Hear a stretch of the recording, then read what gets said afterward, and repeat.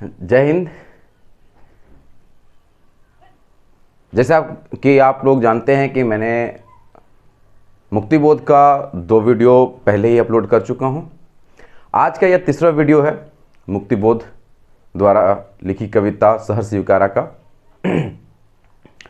यह कविता NCERT RO भाग 2 में पाठ्यक्रम में रखा गया है। यह कविता इस बार के परीक्षा के उद्देश्य से बहुत ही ज़्यादा उपयोगी है, क्योंकि इस बार की परीक्षा झारखंड बोर्ड के लिए और साथ साथ केवीएस के लिए बहुत ही महत्वपूर्ण परीक्षा है, जिसमें यह प्रश्न अति महत्वपूर्ण प्रश्न आएंगे बनेंगे इस कविता से। इसलिए आप सब विद्यार्थी इस कविता को अच्छी तरह से याद कर लेंगे ताकि किसी प्रकार से चूक ना हो जाए। यह परीक्षा इस बार की जो होने वाली परीक्षा है, इसमें इस कविता से कम 5 नंबर का आपका प्रश्न पूछा जाएगा, तो आप लोग जरूर इसको ध्यान से देख लीजिएगा। मैं पुनः आपसे निवेदन करता हूं कि मेरे इस चैनल को आप लाइक करें, शेयर करें, कमेंट करें और सब्सक्राइब करें।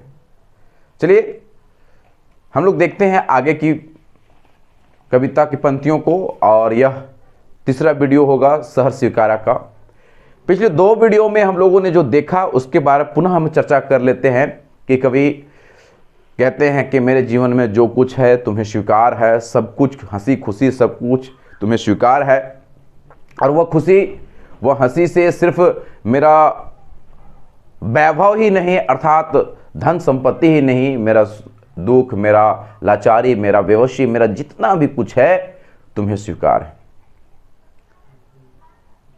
आगे समय बीतता है, कवि धीरे धीरे चाहते हैं अपने सहचरी से कि अब मेरे जिंदगी से तुम दूर चले जाओ।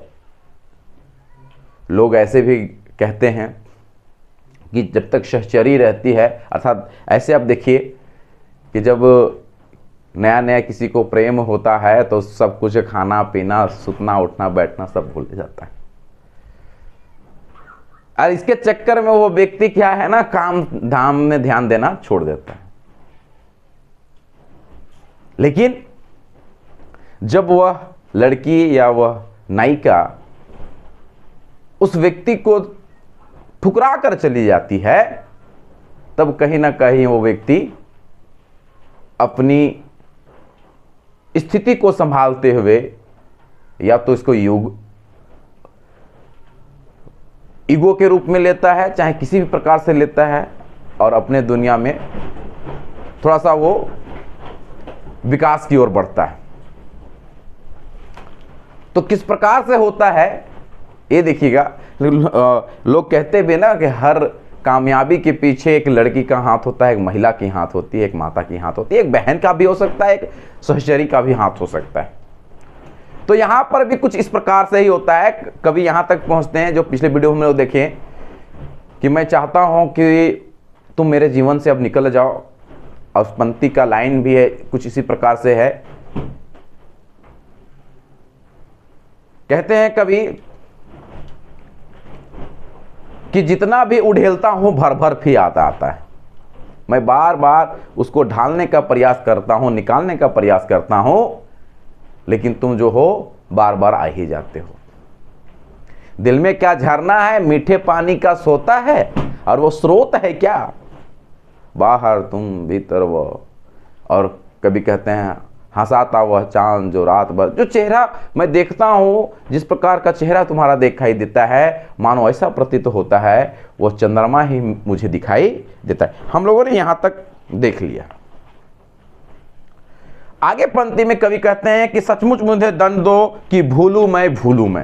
अब कवि कह रहे हैं कि तुम मेरे जीवन से चले जाओ, कोई ऐसे सांसारिक रूप में जाओ जहां पर तुम्हें सुखी मिले, सब कुछ समृद्धि मिल सके, अब मेरे जीवन से तुम चले जाओ। इसलिए कहते हैं कि सचमुच मुझे दंड दो कि भूलूं मैं, तुम्हें भूल जाने की, मैं तुम्हें भूलना चाहता हूं, या तुम मुझे भूल जाओ, क्योंकि मेरे जीवन में रहते हुए तुम्हें कोई खुशी मिलने वाला नहीं है। और भूलने के बाद भी कैसा कि दक्षिण ध्रुव अंधकार अमावस, ऐसा कि मानो एक ध्रुव में उजाला है तो दूसरे ध्रुव में अंधेरा है। अर्थात तुम इस प्रकार से मेरे जीवन से चले जाओ कि मेरे जीवन में सिर्फ अंधेरा ही अंधेरा हो और तुम्हारे जीवन में सिर्फ उजाला ही उजाला हो। और वो भी अंधेरा सिर्फ मात्र नहीं है, अमावस की रात की तरह अंधेरा। शरीर पर, चेहरे पर अंतर मैं पालू, मैं झेलू, मैं उसी में नहा लूं मैं। और सिर्फ शरीर पर ही नहीं, हमारे अंदर भी मैं उस अंधकार को देखना चाहता हूं, उसे महसूस करना चाहता हूं, उसी को नहाना चाहता हूं, उसी को झेलना चाहता हूं।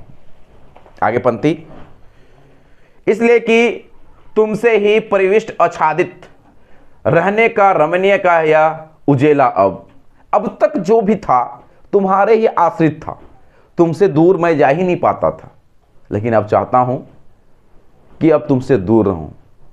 लेकिन हां, कुछ भी हो, आगे पंक्ति में देखिएगा, कुछ भी हो तुमसे ये सब कुछ है। कहते हैं कि सहा नहीं जाता, नहीं सहा जाता, और तुमसे दूर तो सहा नहीं जाता, लेकिन क्या करें, तुम जब तक मेरे जीवन से दूर नहीं जाओगे तो शायद मैं अपने जीवन को सफल नहीं बना पाऊंगा। सहा नहीं जाता, ममता के बादल को मंडराती को मलता है। और माता का प्रेम जो है, मैंने पहले ही कहा था कि यहां पर किसी का भी हाथ हो सकता है, एक स्त्री का हाथ, वो स्त्री माता भी हो सकती है, बहन भी हो सकती है, सहचरी भी हो सकती है। ममता की बादल की मंडराती कोमलता, भीतर पीराती, पीराती का अर्थ दर्द होता है कि अंदर ही अंदर तुम्हें छोड़ने का जो दर्द है वह अंदर ही अंदर मुझे तकलीफ दे रहा है, मेरा छाती छटपटा रहा है। कमजोर और अक्षम अब हो गए हैं आत्मा यह, और यह आत्मा अब सह नहीं पाता है, यह आत्मा कमजोर और अक्षम हो गया, सहने की क्षमता नहीं है, अब बहुत पीड़ा होता है।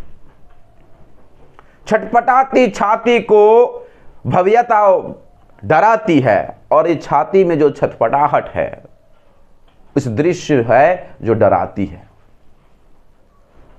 बहलाती शहलाती आत्मीयता बर्दाश्त नहीं होती। ये बार बार इसको समझाते हैं इस हृदय को कि जो भी कुछ है सब कुछ ठीक है, ऑल इज वेल, लेकिन यह मानती नहीं है, ये छटपटाती है।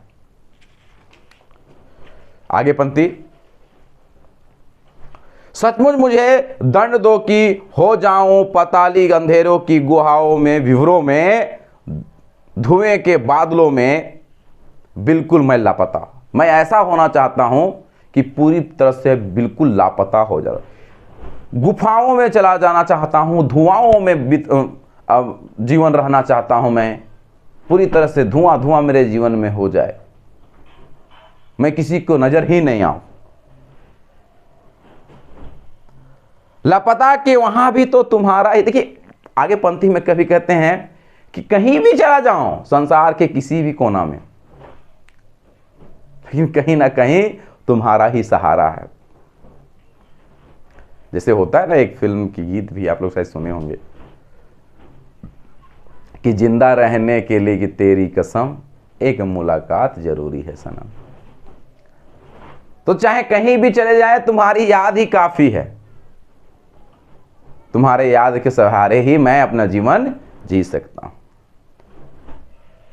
लापता कि वहां तो तुम्हारा ही सहारा है, इसलिए कि जो कुछ भी मेरा है, उस समय से आज तक जो भी कुछ मेरा था या है वो तुम्हें प्यारा तो तभी था और आज भी।